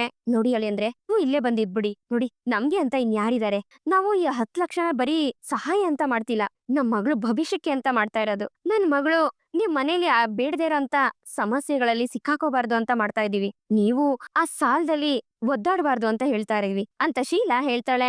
ಅರ್ಥ ಆಯ್ತು, 10 ಲಕ್ಷ ಕೊಟ್ಟು ನಾನೇನ ಕೊಂಡ್ಕೋಬೇಕು ಅಂತ ನೋಡ್ತಾ ಇದೀರಾ ಅಂತ ರವಿ ಹೇಳ್ಬೇಕಾದ್ರೆ, ಅದು ಹಾಗಲ್ಲ ಅಳಿಯಂದ್ರೆ, ನಿಮ್ ಭವಿಷ್ಯ ಚೆನ್ನಾಗಿರ್ಲಿ ಅಂತ ಹೇಳ್ತಾ ಇರೋದು ಅಷ್ಟೇನೆ. ನೀವು ನಿಮ್ ಮನೆಯವ್ರ ಜೊತೆ ಇದ್ಕೊಂಡು ಕಷ್ಟ ಪಡೋದಕ್ಕಿಂತ ಇಲ್ಲಿದ್ರೆ ನಿಮ್ಗೆ ಏನೇನ್ ಬೇಕೋ ಅದನ್ನೆಲ್ಲ ನಾವೇ ನೋಡ್ಕೋತೀವಿ. ನೀವು ನನ್ ಮಗಳ ಜೊತೆ ಖುಷಿಯಾಗಿರ್ಬೋದು ಅಂತ ವಾಸುದೇವ್ ಹೇಳ್ತಾನೆ. ಸಾಕು, ನಿಲ್ಲಿಸ್ತೀರಾ? ಇದಕ್ಕೂ ಮೇಲೆ ನೀವೇನು ಮಾತಾಡ್ಬೇಡಿ. ನನ್ ಖುಷಿ ಎಲ್ಲಿರುತ್ತೆ ಅಂತ ನೀವ್ ಹೇಗ್ ನಿರ್ಧಾರ ಮಾಡ್ತೀರಾ? ದುಡ್ಡು ಕೊಟ್ಟಿದ ತಕ್ಷಣ ಅಪ್ಪ ಅಮ್ಮನ್ನ ಬಿಟ್ಬಿಟ್ಟು ಬಂದ್ಬಿಡ್ತೀನಿ ಅಂತ ಅನ್ಕೊಂಡಿದೀರಾ ಅಂತ ರವಿ ಕೇಳ್ತಾನೆ. ನೋಡಿ ಅಳಿಯಂದ್ರೆ, ನಾನೇನೋ ತಪ್ಪಾಗಿ ಹೇಳಿಲ್ಲ, ನನ್ ಕಂಡೀಷನ್ ಮಾತ್ರ ಹೇಳಿದ್ದಷ್ಟೇ. ಅದನ್ನ ನೀವು ತಪ್ಪಾಗಿ ತಿಳ್ಕೊತಿದೀರಾ ಅಷ್ಟೇ. ನೀವಿಬ್ರು ಚೆನ್ನಾಗಿರ್ಬೇಕು ಅಂತ ಅಷ್ಟೇ ನಾವ್ ಹೇಳಿದ್ದು. ಇನ್ ಉಳ್ದಿದ್ ತೀರ್ಮಾನ ನಿಮಗ್ ಬಿಟ್ಟಿದ್ದು ಅಂತ ವಾಸುದೇವ್ ಹೇಳ್ತಾನೆ. ಇದ್ರಲ್ಲಿ ತೀರ್ಮಾನ ತಗೊಳೋದಕ್ಕೆ ಏನಿದೆ? ನೀವೇನೇ ಹೇಳಿದ್ರು, ಎಷ್ಟೇ ದುಡ್ಡು ಕೊಟ್ಟು ನನ್ನನ್ನ ಕೊಂಡ್ಕೊಳಕ್ ನೋಡಿದ್ರುನು ನನ್ ನಿರ್ಧಾರ ಬದ್ಲಾಗೋದಿಲ್ಲ. ನಾನ್ ಇಲ್ಲಿಗ್ ಬಂದಿರೋದಿಲ್ಲ ಅಂತ ರವಿ ಹೇಳ್ತಾನೆ. ಇದಕ್ಕೆ ಹೇಳೋದು ಮಿಡಲ್ ಕ್ಲಾಸ್ ಮೆಂಟಾಲಿಟಿ ಅಂತ. ಹುಟ್ಟುಗುಣ ಎಲ್ಲಿ ಹೋಗುತ್ತೆ ಅಂತ ವಾಸುದೇವ್ ಹೇಳ್ಬೇಕಾದ್ರೆ, ಡ್ಯಾಡಿ ಸಾಕು, ನಿಲ್ಸ್ತೀರಾ ಅಂತ ಶ್ರುತಿ ರೇಗಾಡ್ತಾಳೆ. ನೋಡಮ್ಮ, ನಿಮ್ಗೆ ಹೆಲ್ಪ್ ಮಾಡ್ಬೇಕು ಅಂತ ನಾನು ಇದನ್ನೆಲ್ಲ ಮಾಡ್ತಾ ಇರೋದು. ನೀವಿಬ್ರು ಇದ್ರ ಬಗ್ಗೆ ಚೆನ್ನಾಗಿ ಯೋಚನೆ ಮಾಡಿ ನನ್ಗೆ ಉತ್ತರ ಕೊಡಿ. ಆಮೇಲೆ ನಾನು 10 ಲಕ್ಷ ಕೊಡ್ತೀನಿ ಅಂತ ವಾಸುದೇವ್ ಹೇಳ್ತಾನೆ. ಆಗ ರವಿ ಕೋಪ ಮಾಡ್ಕೊಂಡು ರೂಮ್ ಹೊರಟೋಗ್ತಾನೆ. ಆಗ ಶ್ರುತಿನು ಅವ್ನ್ ಹಿಂದೆನೆ ಹೋದಾಗ ರವಿ ತುಂಬಾನೇ ಟೆನ್ಷನ್ ಅಲ್ಲಿ ಇರೋದನ್ನ ನೋಡ್ತಾಳೆ. ರವಿ, ಸಮಾಧಾನ ಮಾಡ್ಕೊ. ಅವ್ರು ಹೇಳಿದಿನೆಲ್ಲ ಮನ್ಸಿಗೆ ತಗೋಬೇಡ. ನಮ್ಮಪ್ಪ ನಮ್ ಒಳ್ಳೇದಕ್ಕೋಸ್ಕರನೇ ಹೇಳಿದ್ದು. ಅವರು ಬಿಸ್ನೆಸ್ ಮ್ಯಾನ್, ಎಲ್ಲಾ ಲೆಕ್ಕಾಚಾರ ಹಾಕಿನೇ ನೋಡ್ತಿರ್ತಾರೆ. ಆದ್ರೆ ಇದ್ರಲ್ಲಿರೋ ಒಳ್ಳೆ ವಿಷಯ ಮಾತ್ರ ನೀನ್ ನೋಡು ಅಂತ ಶ್ರುತಿ ಹೇಳ್ಬೇಕಾದ್ರೆ, ಏನು ಇದ್ರಲ್ಲಿ ಒಳ್ಳೆ ವಿಷಯ ಇದ್ಯಾ? ಈ ಸಿಚುಯೇಷನ್ ಯೂಸ್ ಮಾಡ್ಕೊಂಡು ನನ್ನನ್ನ ಮನೆ ಒಳ್ಳೆಯ ಮಾಡ್ಕೋಬೇಕು ಅಂತ ನೋಡ್ತಾ ಇದಾರೆ ಅವರು ಅಂತ ರವಿ ಹೇಳ್ಬೇಕಾದ್ರೆ, ನೋಡು ರವಿ, ಅವರು ಹೇಗೆ ಅವ್ರ ಸ್ವಾರ್ಥನ ನೋಡ್ತಿದಾರೋ ಅದೇ ರೀತಿ ನಮ್ಗಿದ್ರಲ್ಲಿ ಏನ್ ಒಳ್ಳೇದಾಗತ್ತೋ ಅದ್ರ ಬಗ್ಗೆ ನಾವು ಯೋಚನೆ ಮಾಡ್ಬೇಕಲ್ವಾ? ನೀನು ಪ್ರಾಕ್ಟಿಕಲ್ ಆಗಿ ಯೋಚನೆ ಮಾಡು. ಈಗ ನಾವೇನಾದ್ರೂ ಆ ಮನೇಲಿ ಇದ್ವಿ ಅಂತ ಅಂದಿದ್ರೆ ನಮ್ಮಿಂದ ಏನ್ ಮಾಡಕ್ಕಾಗ್ತಿತ್ತು? ನೀನೇ ಯೋಚನೆ ಮಾಡು. ನಮ್ಮಿಂದ ಏನು ಹೆಲ್ಪ್ ಮಾಡಕ್ ಆಗ್ಲಿಲ್ವಲ್ಲ ಅಂತ ದಿನೇ ದಿನೇ ನಮ್ ಮನ್ಸಲ್ಲಿ ಕೊರಗಿರ್ದೇ ಇರ್ತಿತ್ತು. ಅದಕ್ಕೆ ನಾವು ಡ್ಯಾಡಿ ಕೊಡೋ ದುಡ್ಡನ್ನ ತಗೊಂಡು ಮನೆ ಸಾಲ ತೀರ್ಸೋದಕ್ಕೆ ಹೆಲ್ಪ್ ಆಗುತ್ತಲ್ವಾ? ನೀನೇ ಯೋಚನೆ ಮಾಡು. ಅಷ್ಟೇ ಅಲ್ಲ, ನಾವೇನು ಕೊನೆವರೆಗೂ ಇಲ್ಲೇ ಇರ್ತೀವ? ನಾವಿಬ್ರು ಜೊತೆ ಸೇರಿ ಚೆನ್ನಾಗ್ ದುಡಿಮೆ ಮಾಡಿ ನಮ್ಮ ಅಪ್ಪ ಕೊಟ್ಟಿರೋ ದುಡ್ಡನ್ನ ಅವ್ರಿಗೆ ವಾಪಸ್ ಕೊಟ್ಟು ಮತ್ತೆ ನಮ್ಮನೆಗೆ ಶಿಫ್ಟ್ ಆಗ್ಬಿಡೋಣ ಅಂತ ಶ್ರುತಿ ಹೇಳ್ಬೇಕಾದ್ರೆ, ಇಲ್ಲ ಶ್ರುತಿ, ನನ್ಗೆ ಯಾಕೋ ಇದು ಸರಿ ಅನ್ನಿಸ್ತಿಲ್ಲ ಅಂತ ರವಿ ಹೇಳ್ತಾನೆ. ನೋಡು ರವಿ, ಇದು ನನ್ ಜಸ್ಟ್ ಒಪಿನಿಯನ್ ಅಷ್ಟೇ. ಆದ್ರೆ ಫೈನಲ್ ಡಿಸಿಷನ್ ನಿನ್ ಕೈಲಿದೆ. ನೀನ್ ಏನೇ ಹೇಳಿದ್ರು ಅದಕ್ಕೆ ನಾನ್ ಸಪೋರ್ಟ್ ಮಾಡ್ತೀನಿ ರವಿ ಅಂತ ಶ್ರುತಿ ಹೇಳ್ತಾಳೆ. ಆಗ ರವಿ ಏನ್ ಮಾಡೋದು ಅಂತ ತುಂಬಾನೇ ಯೋಚನೆ ಮಾಡ್ತಿರ್ತಾನೆ. ಈ ಕಡೆ ಸೂರ್ಯ ಬೆಳಗ್ಗೆನೆ ಎದ್ದು ರೆಡಿ ಆಗಿ ಮೀನಾ ಜೊತೆ ಇಂಗ್ಲಿಷ್ ಕ್ಲಾಸ್ ಹೋಗ್ಬೇಕು ಅಂತ ರಂಗನಾಥ್ ಅವ್ರ ಹತ್ರ ಹೇಳ್ಬೇಕಾದ್ರೆ, ಓದೋ ವಯಸ್ಸಲ್ಲಿ ಓದ್ದಿರಾ ಊರೂರ್ ಸುತ್ಕೊಂಡಿದ್ದ, ಇವಾಗ ಇದೆಲ್ಲ ಅವಶ್ಯಕತೆ ಇದೆಯಾ ಅಂತ ಶಾಂತಿ ಉಡಾಫೆ ಆಗಿ ಮಾತಾಡ್ತಾಳೆ. ಓದ್ಬೇಕಾಗಿರೋ ವಯಸ್ಸಲ್ಲಿ ಅವನನ್ನ ಓದೋದಕ್ಕೆ ಬಿಡ್ಲೇ ಇಲ್ವಲ್ಲೇ ನೀನು ಅಂತ ರಂಗನಾಥ್ ಅವರು ಶಾಂತಿಗೆ ಬೈತಾರೆ. ಯಾರು, ನಾನಾ ಅಂತ ಶಾಂತಿ ಕೇಳ್ಬೇಕಾದ್ರೆ, ನೀನ್ ಮಾತ್ರ ಕಣೆ ಅಂತ ರಂಗನಾಥ್ ಅವರು ಹೇಳ್ತಾರೆ. ಅಪ್ಪ ಹೋಗ್ಲಿ ಬಿಡಪ್ಪ, ಈಗ ಯಾಕೆ ಅದ್ರ ಬಗ್ಗೆ ಮಾತು? ಎಕ್ಸ್ಕ್ಯೂಸ್ ಮೀ ಮಮ್ಮಿ, ಓದೋದಿಕ್ಕೆ ವಯಸ್ಸಿನ ಅಗತ್ಯ ಇಲ್ಲ, ಓದ್ಬೇಕು ಅನ್ನೋ ಇಂಟ್ರೆಸ್ಟ್ ಇದ್ರೆ ಸಾಕು ಅಂತ ಸೂರ್ಯ ಹೇಳ್ತಾನೆ. ಈ ಇಂಟ್ರೆಸ್ಟ್ ಬರೀ ಓದೋದ್ರಲ್ಲ, ಮನೆ ಸಾಲ ತೀರ್ಸೋದ್ರ ಬಗ್ಗೆನೂ ಇರ್ಬೇಕು ಅಂತ ಶಾಂತಿ ಹೇಳ್ಬೇಕಾದ್ರೆ, ನಿನಗೂ ನಿನ್ನ ಮಗ ಪೆಂಗ್ಯ ಇದಾನಲ್ಲ ಮನೋಜ, ಅವನಿಗೂ ಇಬ್ರಿಗೂ ಇರೋ ಇಂಟ್ರೆಸ್ಟ್ ಗಿಂತ ಜಾಸ್ತಿ ಇಂಟ್ರೆಸ್ಟ್ ನನ್ ಮಗನ್ಗಿದೆ ಕಣೆ. ಆ ಮನೆ ಸಾಲ ತೀರ್ಸ್ಬೇಕು, ಆ ಮನೇನ ಹೇಗಾದ್ರೂ ಬಿಡಿಸ್ಬೇಕು ಅಂತ ಸೂರ್ಯ ಮೀನಾ ಎಷ್ಟು ಪ್ರೀತಿ ತೋರಿಸ್ತಾ ಇದಾರೆ ಅಂತ ನಮಗ್ ಗೊತ್ತು. ಹೌದು, ಇಷ್ಟು ದಿವ್ಸ ಆಯ್ತಲ್ಲ, ಇಷ್ಟು ದಿವ್ಸದಲ್ಲಿ ಅವರಿಬ್ರು ರೆಸ್ಟ್ ತಗೊಂಡಿರೋದನ್ನ ನೀನ್ ನೋಡಿದ್ಯೇನೆ? ಓಡ್ತಾನೆ ಇದಾರ್ ಕಣೆ. ಸಾಲ ತೀರ್ಸ್ಬೇಕು ಅಂತ ಗಂಡ ಹೆಂಡತಿ ಇಬ್ರು 1 ಸೆಕೆಂಡ್ ವೇಸ್ಟ್ ಮಾಡದೆ ಓಡ್ತಾ ಇದಾರೆ ಅಂತ ರಂಗನಾಥ್ ಅವ್ರು ಹೇಳ್ತಾರೆ. ಬಾಮಿನ ಹೊರಡೋಣ ಅಂತ ಸೂರ್ಯ ಹೇಳ್ಬೇಕಾದ್ರೆ, ಅಳಿಯಂದ್ರೆ ತಗೊಳ್ಳಿ ಪ್ರಸಾದನ ಅಂತ ಹೇಳ್ತಾ ಕುಸುಮ ಅವರು ದೇವಸ್ಥಾನಕ್ಕೆ ಹೋಗಿ ಅರ್ಚನೆ ಮಾಡಿಸ್ಕೊಂಡ್ ಬಂದಿರೋ ಕುಂಕುಮನ ಎಲ್ರಿಗೂ ಕೊಡ್ತಿರ್ತಾರೆ. ಆಗ ಶಾಂತಿ ಕುಸುಮನೆ ಗುರಾಯಿಸ್ಕೊಂಡು, ಏನು ನಮ್ ಮನೆಯಿಂದ ಆಚೆಗ್ ಬಂದು ನಿಮ್ ಮನೇಲಿ ಇದೀವಿ ಅಂತ ಎಲ್ಲಾರ ಹತ್ರನೂ ಹೇಳ್ಕೊಂಡ್ ಬಂದ್ಬಿಟ್ರಾ? ಬಿಟ್ರೆ ಇಡೀ ಊರ್ಗೆ ಡಂಗುರ ಬಾರಿಸ್ಬಿಡ್ತಿರೋ ಏನೋ ಅಂತ ಶಾಂತಿ ಕೋಪ ಮಾಡ್ಕೊತಿರ್ತಾಳೆ. ಏ ಶಾಂತಿ, ನಮ್ಗ್ ಒಳ್ಳೇದಾಗ್ಲಿ ಅಂತ ಬೇಡ್ಕೊಂಡು ಅರ್ಚನೆ ಮಾಡಿಸ್ಕೊಂಡ್ ಬಂದಿದಾರ ಅವ್ರು, ಅದ್ರಲ್ಲೂ ನೀನ್ ತಪ್ಪು ಹುಡುಕ್ತಿಯಲ್ಲೇ ಅಂತ ರಂಗನಾಥ್ ಅವರು ಬೈತಾರೆ. ಅಯ್ಯೋ ಬೀಗ್ರೆ, ನಾನ್ ಯಾರತ್ರ ಏನು ಹೇಳಿಲ್ಲ. ದೇವಸ್ಥಾನದಲ್ಲೂ ಅಷ್ಟೇ ಏನಾದ್ರೂ ಪರಿಹಾರ ಇದೆಯಾ ಅಂತ ಕೇಳಿದ್ನೆ ಹೊರತು ನಿಮ್ ಬಗ್ಗೆ ಏನು ಹೇಳಿಲ್ಲ ಬೀಗ್ರೆ ಅಂತ ಕುಸುಮ ಅವ್ರು ಹೇಳ್ತಾರೆ. ಅಯ್ಯೋ ಅತ್ತೆ, ಹೋಗ್ಲಿ ಬಿಡತ್ತೆ, ಅವ್ರಿಗದೆಲ್ಲ ಅರ್ಥ ಆಗೋದಿಲ್ಲ ಅಂತ ಹೇಳ್ತಾ ಸೂರ್ಯ ಕುಸುಮ ಅವ್ರನ್ನ ಸಮಾಧಾನ ಮಾಡಿ ಅವ್ರ ತಂದಿರೋ ಕುಂಕುಮನೆಲ್ಲ ಹಚ್ಕೋತಿರ್ತಾರೆ. ಅಷ್ಟ್ರಲ್ಲಿ ರವಿ ಬೇಜಾರಲ್ಲಿ ಆ ಮನೆಗೆ ಬರ್ತಾನೆ. ಲೋ ರವಿಗಾನ್, ಬರ ಬರ ಬರ, ತಗೊಳ್ಳೋ ದೇವ್ರದ್ದು ಪ್ರಸಾದ ಅಂತ ಹೇಳ್ತಾ ಸೂರ್ಯ ರವಿಗೆ ಕುಂಕುಮ ಕೊಡ್ತಾನೆ. ಲೋ ರವಿ, ಶ್ರುತಿ ಬರ್ಲಿಲ್ವೇನೋ, ನೀನ್ ಒಬ್ಬನೇ ಬಂದ ಅಂತ ಶಾಂತಿ ಹೋಗಿ ರವಿನ ಮಾತಾಡಿಸ್ತಿರ್ತಾಳೆ. ಇಲ್ಲಮ್ಮ, ಅವಳು ಬಂದಿಲ್ಲ, ರೆಸ್ಟೋರೆಂಟ್ಗೆ ಹೋದ್ಲು ಅಂತ ರವಿ ಹೇಳ್ಬೇಕಾದ್ರೆ, ಯಾಕೋ ಮುಖ ಎಲ್ಲ ಸಪ್ಪಗಿದೆ, ಏನಾಯ್ತೋ ಅಂತ ಸೂರ್ಯ ವಿಚಾರಿಸ್ತಿರ್ತಾನೆ. ಹೌದಾ, ರವಿ ಏನಾಯ್ತಪ್ಪ, ಯಾಕೆ ಹುಷಾರಿಲ್ವಾ ಅಂತ ಶಾಂತಿ ರವಿನ ವಿಚಾರಿಸ್ಬೇಕಾದ್ರೆ, ಹಾಗೇನಿಲ್ಲಮ್ಮ ಅಂತ ರವಿ ಹೇಳ್ತಾನೆ. ರವಿ, ಏನಾದ್ರೂ ಸಮಸ್ಯೆ ಏನಪ್ಪ ಅಂತ ರಂಗನಾಥ್ ಅವರು ಕೇಳ್ಬೇಕಾದ್ರೆ ರವಿ ಏನನ್ನು ಹೇಳ್ದೆ ಸಪ್ಪೆ ಮುಖ ಹಾಕೊಂಡು ತಲೆ ಬಗ್ಗಿಸ್ಕೊಂಡ್ ನಿಂತಿರ್ತಾನೆ. ಇದ್ರಿಂದ ಅವ್ನ್ಗೇನೋ ತೊಂದ್ರೆ ಇದೆ ಅಂತ ಸೂರ್ಯ ಮೀನಿನ್ಗೆ ಗೊತ್ತಾಗತ್ತೆ. ಮೀನಾ, ನನ್ಗೆ ಹೂವಿನ ಆರ್ಡರ್ ಇದೆ ಅಮ್ಮ, ನಾನ್ ಹೋಗ್ಬರ್ತೀನಿ ಅಂತ ಹೇಳ್ತಾ ಕುಸುಮ್ ಅವರು ಅಲ್ಲಿಂದ ಹೊರಟೋಗ್ಬಿಡ್ತಾರೆ. ಲೇ ರವಿಗಾನ್, ನೀನ್ ಮುಖ ನೋಡ್ತಿದ್ದಂಗೆ ಗೊತ್ತಾಗ್ತಾ ಇದೆ ಏನೋ ಆಗಿದೆ ಅಂತ, ಅದೇನು ಅಂತ ಹೇಳೋ ಅಂತ ಸೂರ್ಯ ಕೇಳ್ಬೇಕಾದ್ರೆ, ಬೆಳಗ್ಗೆ ಶ್ರುತಿ ಅವರಪ್ಪ ನನ್ನನ್ನ ಕರೆದು ಮಾತಾಡಿದ್ರು ಕಣ ಅಂತ ರವಿ ಹೇಳ್ಬೇಕಾದ್ರೆ, ಏನಂತೆ ಅವಂದು ಅಂತ ಸೂರ್ಯ ಕೇಳ್ತಾನೆ. ಮನೆ ಸಾಲ ತೀರ್ಸೋದಕ್ಕೆ 10 ಲಕ್ಷ ರೂಪಾಯಿ ಕೊಡ್ತೀನಿ ಅಂತ ಹೇಳಿದ್ರು ಕಣ ಅಂತ ರವಿ ಹೇಳಿದಾಗ, ಅದನ್ನ ಕೇಳಿ ಸೂರ್ಯ, ಮೀನಾ ಮತ್ತೆ ರಂಗನಾಥ್ಗೆ ಶಾಕ್ ಆದ್ರೆ ಶಾಂತಿ ಮಾತ್ರ ಖುಷಿ ಪಡ್ತಿರ್ತಾಳೆ. ನೋಡ್ದೇನೋ ನಿಮ್ ಮಾವಂಗೆ ನಮ್ ಪರಿಸ್ಥಿತಿ ಅರ್ಥ ಆಗಿ ಸಹಾಯ ಮಾಡ್ಬೇಕು ಅಂತ ಹೆಂಗ್ ಹೇಳಿದಾರೆ ಅಂತ ಶಾಂತಿ ಹೇಳ್ಬೇಕಾದ್ರೆ, ಶಾಂತಿ ಸ್ವಲ್ಪ ಸಮಾಧಾನ, ಆ ಮನುಷ್ಯ ತನ್ಗೆ ಲಾಭ ಇಲ್ದಿರೋ ಕೆಲ್ಸನ ಮಾಡೋ ಅಂತಾನಲ್ಲ ಅಂತ ರಂಗನಾಥ್ ಅವ್ರು ಹೇಳ್ತಾರೆ. ಅಯ್ಯೋ ಅದು ಹಾಗಲ್ಲ ರೀ, ಅಳಿಯ ಕಷ್ಟದಲ್ಲಿರ್ಬೇಕಾದ್ರೆ ಮಾವ ನೋಡ್ಕೊಂಡ್ ಹೇಗಿರ್ತಾನೆ ಹೇಳಿ, ಹೇಗಿದ್ರು ಆ ದುಡ್ಡೆಲ್ಲ ನಾಳೆ ರವಿ ಶ್ರುತಿಗೆ ಅಲ್ವಾ ಸೇರೋದು ಅಂತ ಶಾಂತಿ ಹೇಳ್ತಾಳೆ. ಮಮ್ಮಿ, ಡ್ಯಾಡಿ ಹೇಳ್ದಂಗೆ ಆ ಮನುಷ್ಯ ಜಾವತ್ತು ಒಳ್ಳೇದ್ರ ಬಗ್ಗೆ ಯೋಚನೆ ಮಾಡ್ದಾನಲ್ಲ, ಏನಾದ್ರೂ ಒಂದು ಮನ್ಸಲ್ಲಿ ಇಟ್ಕೊಂಡೆ ಕೆಲ್ಸ ಮಾಡೋನು. ಲೋ ರವಿ, ಏನೋ ಹೇಳ್ದ ಮನುಷ್ಯ ಅಂತ ಸೂರ್ಯ ಕೇಳ್ತಾನೆ. ಹೌದು ಕಣೋ, ಆ ದುಡ್ಡು ಕೊಡೋದಿಕ್ಕೆ ನಮ್ ಮಾವ ಒಂದ್ ಕಂಡೀಷನ್ ಹಾಕಿದಾರೆ ಅಂತ ರವಿ ಹೇಳ್ಬೇಕಾದ್ರೆ, ಅದೇ ಅನ್ಕೊಂಡೆ, ಏನಂತೆ ಕಂಡೀಷನು ಅಂತ ಸೂರ್ಯ ಕೇಳ್ತಾನೆ. ನಾನು ಮತ್ತೆ ಶ್ರುತಿ ಪರ್ಮನೆಂಟ್ ಆಗಿ ಅವ್ರ ಮನೇಲೆ ಇರ್ಬೇಕು ಅಂತ ಹೇಳ್ತಾ ಇದಾರೆ ಕಣ ಅಂತ ರವಿ ಹೇಳ್ತಿದ್ದಂಗೆ ಅದನ್ನ ಕೇಳಿ ಎಲ್ರಿಗೂ ಶಾಕ್ ಆಗತ್ತೆ. ಅಂದ್ರೆ ಮನೆ ಹಳಿಯ ಮಾಡ್ಕೊಳ್ಳೋದಿಕ್ಕೆ ಎಲ್ಲಾ ರೀತಿ ವ್ಯವಸ್ಥೆ ಮಾಡ್ಕೊಂಡಿದ್ದಾರೆ ಅಂತ ಆಯ್ತು ಅಂತ ಸೂರ್ಯ ಹೇಳ್ದಾಗ, ಹೌದು ಕಣ, ನೀನ್ ಇಲ್ಲಿ ಬಂದು ಪರ್ಮನೆಂಟ್ ಆಗಿ ಇರ್ತೀನಿ ಅಂತ ಹೇಳಿದ್ರೆ ಆ ದುಡ್ಡನ್ನ ಕೊಡ್ತೀನಿ ಅಂತ ಕಂಡೀಷನ್ ಹಾಕಿದ್ದಾರೆ ಅಂತ ರವಿ ಹೇಳ್ತಾನೆ. ನೋಡ್ದೇನೆ ಶಾಂತಿ, ಆ ವಾಸುದೇವ್ ದುಡ್ಡು ಕೊಟ್ಟು ನನ್ ಮಗನ್ನ ಕೊಂಡ್ಕೋಬೇಕು ಅಂತ ನೋಡ್ತಾ ಇದ್ದಾನೆ, ಅವ್ನ್ ಯಾವತ್ತು ಬದ್ಲಾಗೋ ಅಂತಾನೆ ಅಲ್ಲ ಕಣೆ ಅಂತ ರಂಗನಾಥ್ ಅವ್ರು ಹೇಳ್ತಾರೆ. ಏನ್ರಿ ಇದು ಅನ್ಯಾಯ, 10 ಲಕ್ಷ ಕೊಟ್ಬಿಟ್ರೆ ಅದನ್ನ ತಗೊಂಡು ನಾವ್ ರವಿನ ಅವ್ರ ಮನೆ ಕಳಿಸ್ಬಿಡ್ಬೇಕಾ ಅಂತ ಮೀನಾ ಕೇಳ್ತಾಳೆ. ಏ ಮೀನಾ, ತುಂಬಾ ದಿವಸದಿಂದ ರವಿನ ಅವ್ರ ಮನೆ ಕರ್ಕೋಬೇಕು ಅಂತ ಗಂಡ ಹೆಂಡತಿ ಇಬ್ರು ತುಂಬಾನೇ ಬಲೆ ಹಾಕಿ ಕಾಯ್ತಾ ಇದ್ರು ಕಣೆ, ಅದಕ್ಕೆ ಇವಾಗ ಅವಕಾಶ ಬಂದಿದೆ ಅಂತ ಸೂರ್ಯ ಹೇಳ್ತಾನೆ. ಅವ್ರು ಏನ್ ಅನ್ಕೊಂಡಿದ್ದಾರೆ, ನನ್ ಮಗನ್ನ ಮನೆ ಅಳಿಯ ಮಾಡ್ಕೋಬೇಕು ಅಂತ ನೋಡ್ತಿದ್ದಾರ ಅಂತ ಶಾಂತಿ ಕೋಪದಿಂದ ಹೇಳ್ಬೇಕಾದ್ರೆ, ಸಕ್ರೆ ಅದು ಮನೆ ಅಳಿಯ ಅಲ್ಲ, ಮನೇಲಿ ಜೀತದಾಳ್ ತರ ಇಟ್ಕೋಬೇಕು ಅಂತ ಅನ್ಕೊಂಡಿರೋದವ್ರು ಅಂತ ಸೂರ್ಯ ಹೇಳ್ತಾನೆ. ನಾನ್ ಅಲ್ಲಿ ಹೋಗಿದ್ದಾಗ ಅವ್ರ ಈ ಮಾತನ್ನ ಹೇಳ್ಬೇಕಾಗಿತ್ತು, ಅವಾಗ ಅವ್ರಿಗೆ ಸರಿಯಾಗಿ ಬುದ್ಧಿ ಕಲಿಸ್ತಾ ಇದ್ದೆ ಅಂತ ಶಾಂತಿ ಕೋಪ ಮಾಡ್ಕೋತಾಳೆ. 2 ದಿವ್ಸ ಅವ್ರ ಮನೇಲಿ ಇದ್ದಿದ್ದಕ್ಕೆ ನನ್ಗೆ ಕೊಡ್ಬಾರ ಟಾರ್ಚರ್ ಎಲ್ಲ ಕೊಟ್ಬಿಟ್ರು, ಅಂತದ್ರಲ್ಲಿ ನನ್ನ ಮಗ ಜೀವನ ಪೂರ್ತಿ ಅಲ್ಲೂ ಹೋಗಿರ್ಬೇಕಾ? 10 ಲಕ್ಷನ ಅವ್ರು ಕೊಟ್ಟಿದ ತಕ್ಷಣ ಕಷ್ಟಪಟ್ಟು ಹೆತ್ತು ಹೊತ್ತಿರೋ ಮಗನ್ನ ಅವ್ರಿಗೆ ಬಿಟ್ಕೊಡ್ಬೇಕಾ? ನಾನು ದುಡ್ಡುಗೋಸ್ಕರ ನನ್ ಮಗನ್ನ ನಾನ್ ಮಾರ್ಕೋಬೇಕಾ? ನನ್ನಿಂದ ನನ್ ಮಗನ್ನ ದೂರ ಮಾಡಕ್ ನೋಡ್ತಾ ಇದಾರೆ, ಅದ್ಯಾವ್ದೇ ಕಾಲಕ್ಕೂ ಸಾಧ್ಯ ಇಲ್ಲ ಅಂತ ಶಾಂತಿ ಹೇಳ್ಬೇಕಾದ್ರೆ, ಶಾಂತಿ ಮಾತನ್ನ ಕೇಳಿ ಸೂರ್ಯ ಮೀನಿಗೆ ಖುಷಿ ಆಗ್ತಿರುತ್ತೆ. ದುಡ್ಡಿದೆ ಅನ್ನೋ ದುರಹಂಕಾರ ಅವ್ರಿಗೆ, ಆ ಮನುಷ್ಯಂದು ಯಾವಾಗ್ಲೂ ಕೀಳ್ಮಟ್ಟದ ಬುದ್ಧಿನೇ ಅಂತ ರಂಗನಾಥ್ ಅವರು ಬೈತಿರ್ತಾರೆ.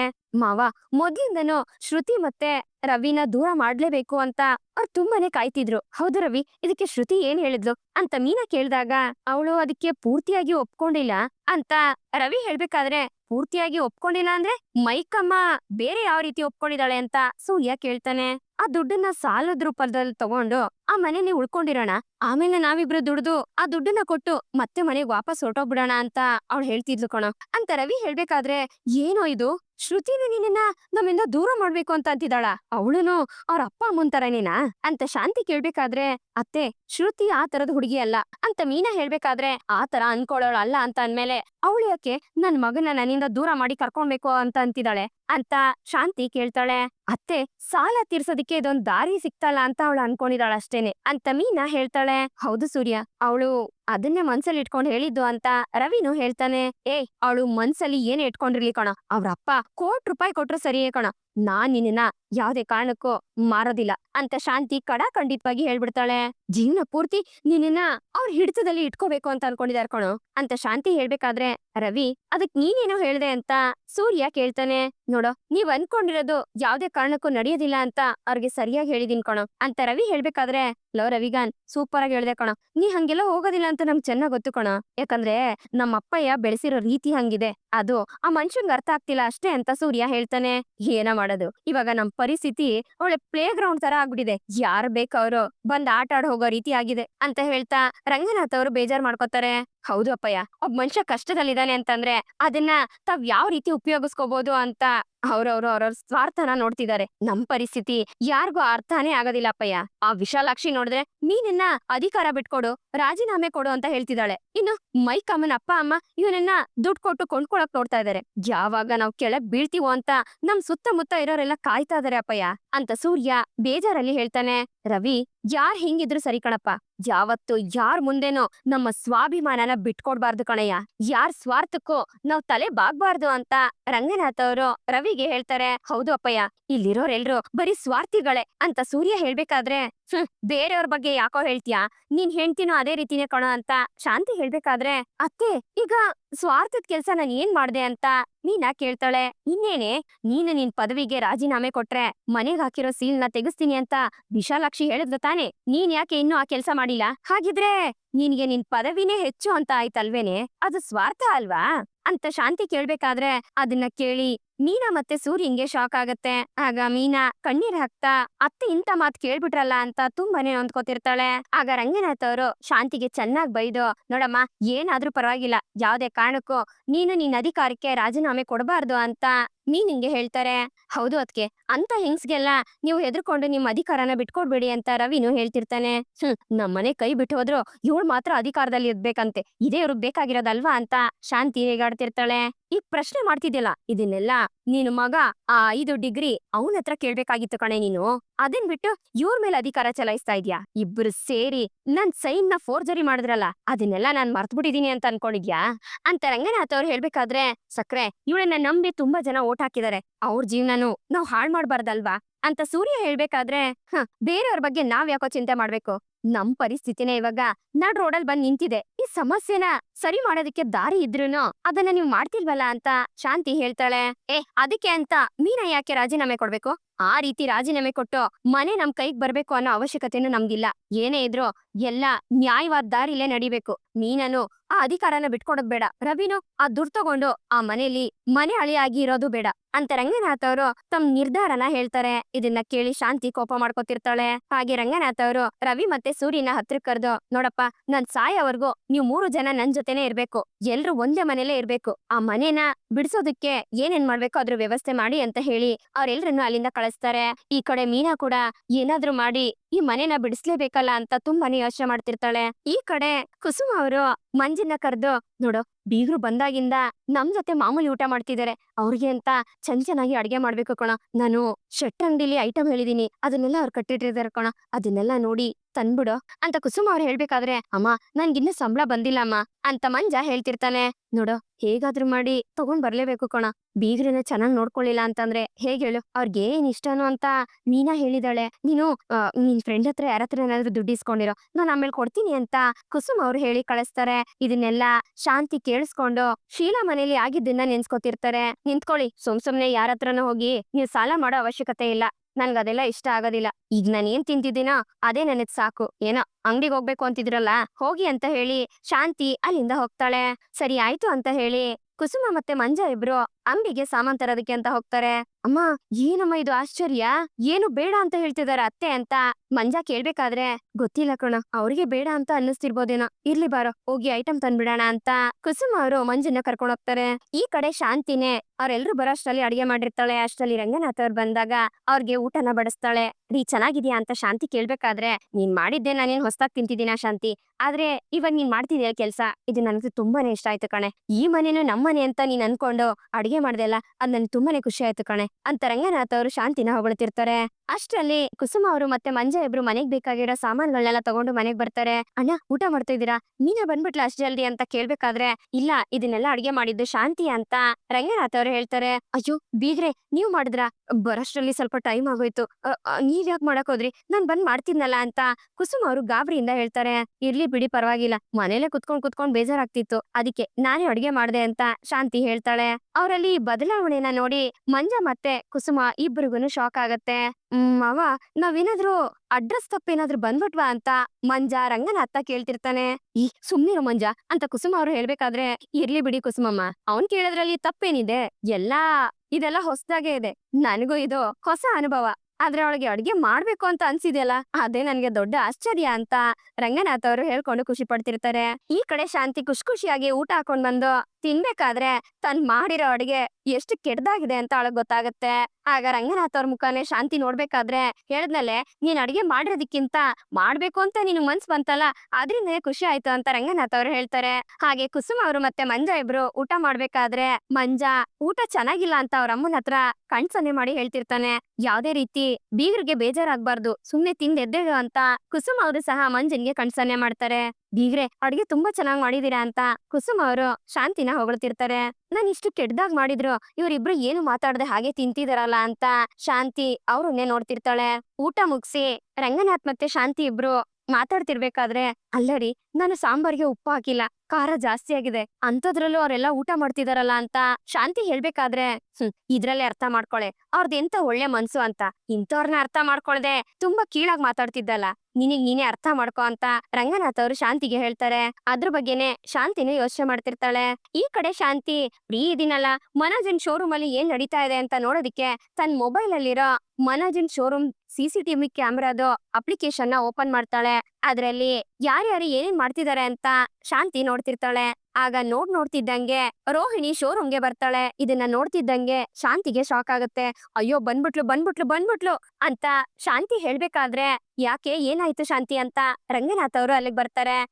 ನೋಡ್ರಿ ಬಂದ್ಬಿಟ್ಲಿ ಮನೆ ಹಾಳಿ ಅಂತ ಶಾಂತಿ ತನ್ನ ಮೊಬೈಲ್ ಅಲ್ಲಿ CCTV ಫೋಟೇಜ್ ನ ತೋರಿಸ್ತಿರ್ತಾಳೆ. ನೋಡ್ರಿ ಈ ಮನೆ ಹಾಳಿನ ಬರ್ಬೇಡ ಶೋರೂಮ್ಗೆ ಅಂತ ಎಷ್ಟು ಬೈದಿದೀನಿ, ಈ ಮನೋಜನ್ಗೆ ಅವಳ ಸೇರ್ಸ್ಬೇಡ ಅಂತಾನೆ ಹೇಳಿದೀನಿ, ಅದನ್ನೆಲ್ಲ ಕಿವಿಗೆ ಹಾಕೊಳ್ದೆ ಹೇಗ್ ಶೋರೂಮ್ ಬಂದಿದ್ದಾಳ ನೋಡಿ, ಇವಳ್ಗೊಂದ್ ಗತಿ ಕಾಣಿಸ್ತೀನಿ ರೀ ಅಂತ ಹೇಳ್ತಾ ಶಾಂತಿ CCTV ಕ್ಯಾಮ್ರಾದಲ್ಲಿರೋ ಮೈಕ್ ನ ಆನ್ ಮಾಡ್ತಾಳೆ.